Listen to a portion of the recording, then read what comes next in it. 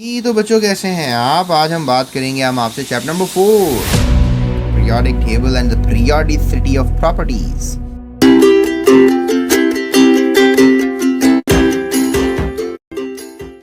ये चैप्टर के मैंने लेक्चर्स दिए हैं, बड़े मज़े के लेक्चर्स हैं, सुनिएगा। लेकिन आज की वीडियो में हम करेंगे एमसीक्यूज। आपकी बुक ने वैसे काफ़ी मज़े का पीरियोडिक टेबल बनाया है, रियली अप्रिशिएट। तो चलते हैं क्वेश्चंस की तरफ। पहला क्वेश्चन किया जा रहा है जी, number of periods in the periodic table. Periodic table में कितने पीरियड्स हैं, तो ये पहला सवाल है। तो याद रखो कि पीरियोडिक टेबल में जो पीरियड्स हैं वो 7 है और ग्रुप्स जो हैं वो मॉडर्न पीरियोडिक टेबल जो आज का पीरियोडिक टेबल है उसमें 18 है। तो पीरियड्स पूछे जा रहे हैं, that is 7, so B is the right answer. उसके बाद क्वेश्चन किया जा रहा है, which of the following groups contain alkaline earth metal. तो अगर आप पीरियोडिक टेबल की तरफ ही देखना चाहो, छोटा कर लेते हैं स्क्रीन को, तो ये है आपकी बुक का पीरियोडिक टेबल।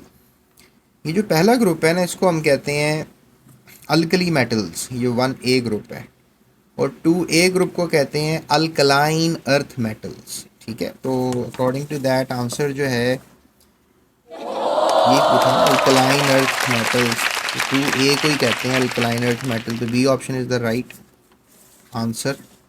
तो लेकिन ये जो 3A ग्रुप है इसको कहते हैं बोरॉन फैमिली, इसको कहते हैं कार्बन फैमिली। इस ग्रुप को कहते हैं, ये वाले नहीं इसमें शामिल हैं, जो नीचे ये वाले ये शामिल नहीं है। फिर ये पांचवा ग्रुप है नाइट्रोजन फैमिली, छठा ग्रुप है ऑक्सीजन फैमिली, और ये जो 17वां ग्रुप है, ये 7A ग्रुप है, इसको हम कहते हैं हैलोजेंस। आप पासवर्ड बना लीजिएगा अपने मोबाइल फ़ोन का, हैलोजेंस। फिर ये नोबल गैसेस का ग्रुप है, 8A ग्रुप। इंटरेस्टिंग है प्रोडक्ट टेबल आपका काफ़ी। चलें थोड़ा सा जूम कर लेते हैं। उसके बाद है जी third question, which of the following element belongs to 8A। 8A में कौन सा एलिमेंट मिलेगा। बार बार हमें ऐसे ही करना पड़ेगा जनाब, थोड़ा बर्दाश्त करें। 8A में हमें मिलेगा helium, neon, argon, krypton, xenon, radon. फिर ये ऑग्नेशियम, आई डोंट नो इसका नाम, आप नज़र भी सही नहीं आ रहा, यहाँ तक तो मुझे याद थे बस। तो कौन सा मिलेगा, सोडियम है, मैग्नीशियम है, ब्रोमीन है, और ये क्या है, जीनॉन। जीनॉन था ना इस ग्रुप में, यही आंसर है, D is the right. Noble gas है ये। इस वाले ग्रुप को हम नोबल गैसेस ग्रुप भी कहते हैं, नोबल गैसेस।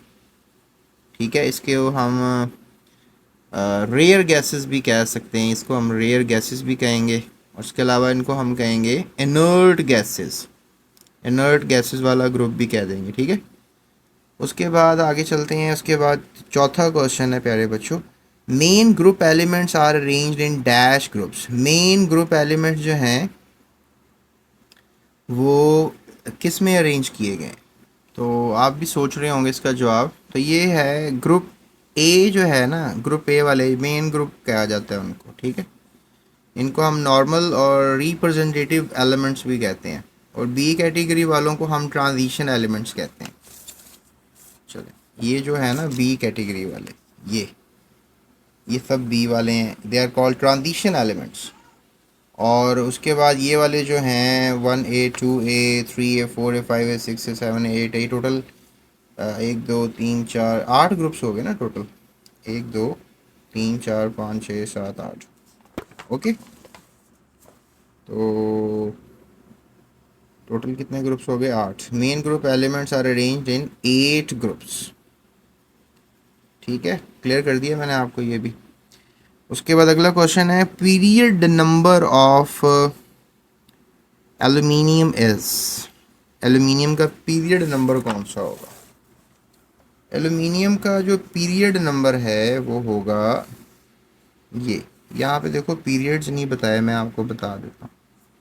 ये पहला पीरियड है, ये दूसरा है, ये तीसरा है, ये चौथा है, ये पांचवा है, ये छठा है, और ये सातवां है। ठीक है, तो एल्यूमिनियम आपको कहाँ नज़र आ रहा है, थर्ड पीरियड में। ये सब थर्ड पीरियड में कितने एलिमेंट्स आ जाते हैं, 1 2 3 4 5 6 7 8।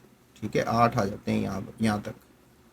ठीक है, ओके, सो एल्युमिनियम कहाँ मिलेगा, कहाँ मिलेगा बताओ, थर्ड पीरियड में मिलेगा, C option. Valence shell electronic configuration of an element is M atom, atomic number 14। ठीक है, मास नंबर सिलिकॉन होता है वैसे 14th नंबर पे प्रोडिक टेबल में। ठीक है, प्रोडिक टेबल में जो 14th एलिमेंट है वो सिलिकॉन है।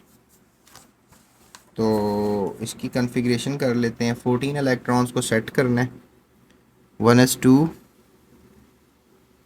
2s2, 2p6, 10 हो गए, 4 और 6 10, 3s2 और फिर 3p2।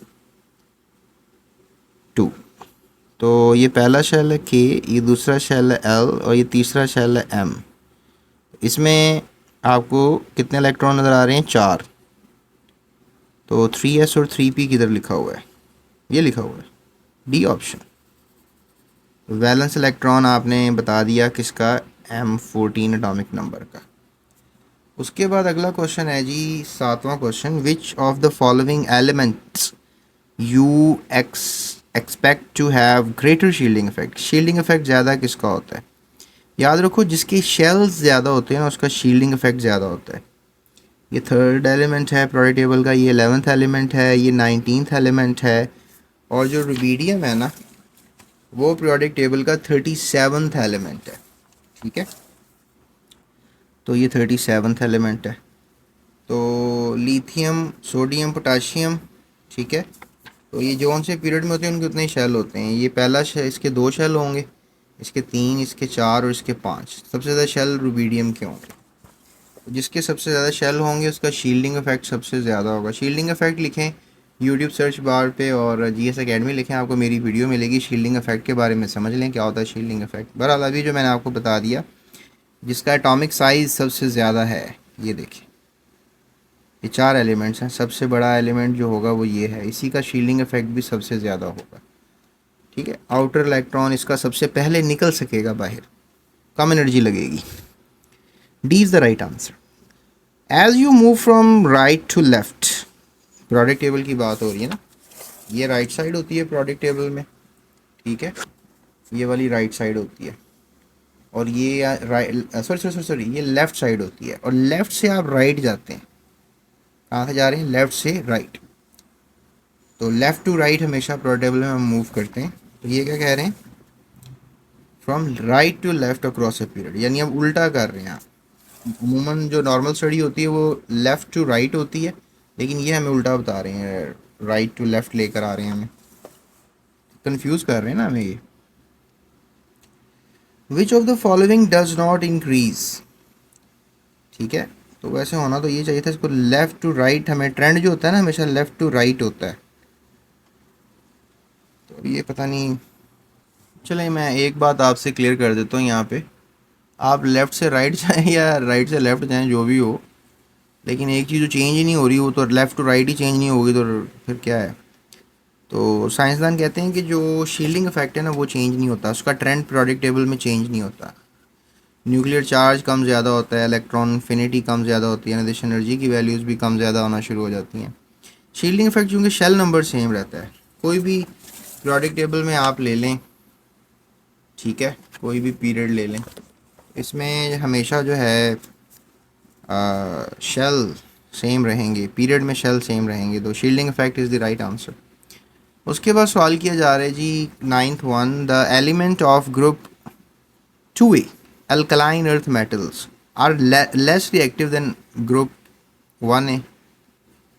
1A वाले ज़्यादा रिएक्टिव होते हैं, 2A वाले कम होते हैं। ये अल्कलाइन अर्थ मेटल्स हैं, ये अल्कलाइन है, अल्कलाइन अर्थ मेटल्स। इसके रिप्रेजेंटेटिव कैल्शियम और मैग्नीशियम है, इसके रिप्रेजेंटेटिव बड़े बड़े जो मतलब इनको ज़्यादा पढ़ा जाता है ये हैं sodium, potassium. This is because the elements have, ये लेस रिएक्टिव हैं और ये ज़्यादा रिएक्टिव हैं। ऐसा क्यों है, क्योंकि ये बड़े एटम्स होते हैं। याद रखें, अगर आपको ये कंपैरिजन नज़र आ रहा है, ये सोडियम और मैग्नीशियम या पोटाशियम, कैल्शियम, तो सोडियम बड़ा एटम है और मैग्नीशियम छोटा। एटॉमिक साइज़ का ट्रेंड आप पढ़ कर रहे हैं, तो पोटाशियम जो है और कैल्शियम जो है, इसमें पोटाशियम बड़ा एटम है, कैल्शियम, तो जो छोटा एटम होता है वो लेस रिएक्टिव होता है, बड़ा एटम साइज़ का जिसका इंक्रीज़ होता है वो थोड़ा ज़्यादा रिएक्टिव होता है। अच्छा, इन दोनों में अगर कंपैरिजन करेंगे ना, सोडियम और पोटाशियम में, तो सोडियम फिर बड़ा एटम है, सॉरी पोटाशियम फिर बड़ा एटम और सोडियम छोटा एटम है, स्मॉल एटम है। तो फिर बड़े एटम की जो रिएक्टिविटी होती है वो ज़्यादा होती है कंपैरेटिव। इन दोनों में से तो ये ज़्यादा रिएक्टिव है, इन दोनों में से ये ज़्यादा रिएक्टिव है, और इन दोनों में से ये ज़्यादा रिएक्टिव है, पोटाशियम। तो फिर ग्रुप 1 और ग्रुप 2 का मुवाजना किया जा रहा है, कंपैरिजन किया जा रहा है, तो कौन, दिस इज़ बिकॉज ऐसा क्यों होता है? High ionisation energies, relative greater atomic sizes, similar electronic configurations, decrease nuclear charges. बड़ी वजह क्या होती है?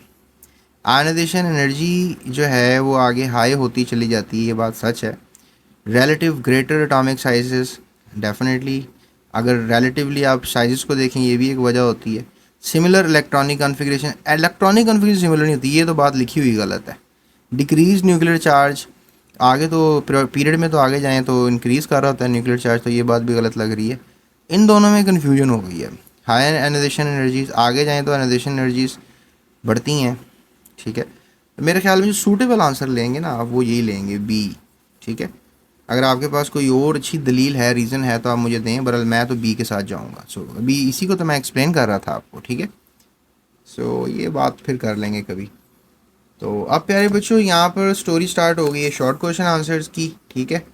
इसको भी हल करेंगे, काफ़ी लेंथी है, मज़े का है चैप्टर, ये कराऊंगा मैं आपको सारा, ठीक है। मेरी वीडियोस के साथ स्टक रहो। अभी सब्सक्राइब कर लिया होगा आपने चैनल, नहीं किया तो फिर इंतज़ार किस चीज़ का हो रहा है डियर स्टूडेंट्स, सब्सक्राइब कर लें। तो अगला चैप्टर बड़े मज़े का है, chemical bonding. Short question answers करते हैं, उसके बाद करेंगे अगले चैप्टर के एमसीक्यूज़ और थिंक टैंक और जितने भी सेल्फ असेसमेंट्स हैं वो भी मैं आपको करवा दूंगा। तो नेक्स्ट वीडियो में इंशाल्लाह मिलते हैं अब आपसे और हल करते हैं मज़ीद केमिस्ट्री के मसलों को, ठीक है। So that's it, thank you so much, अपना ख्याल रखिएगा। अभी डिस्क्रिप्शन में आपको लिंक मिल जाएगा, मैंने जितनी भी वीडियोस बनाई हैं इस बुक की, और आई बटन में भी मिल जाएगा। इसके अलावा आप यूट्यूब सर्च बार पे लिख लें कोई टॉपिक का कीवर्ड लिखें और साथ मेरा चैनल का नाम लिखें, आपको वीडियोस मिल जाएंगे, ठीक है। सो हंसते रहें, मुस्कुराते रहें, खुश रहें, आबाद रहें। अल्लाह हाफिज़।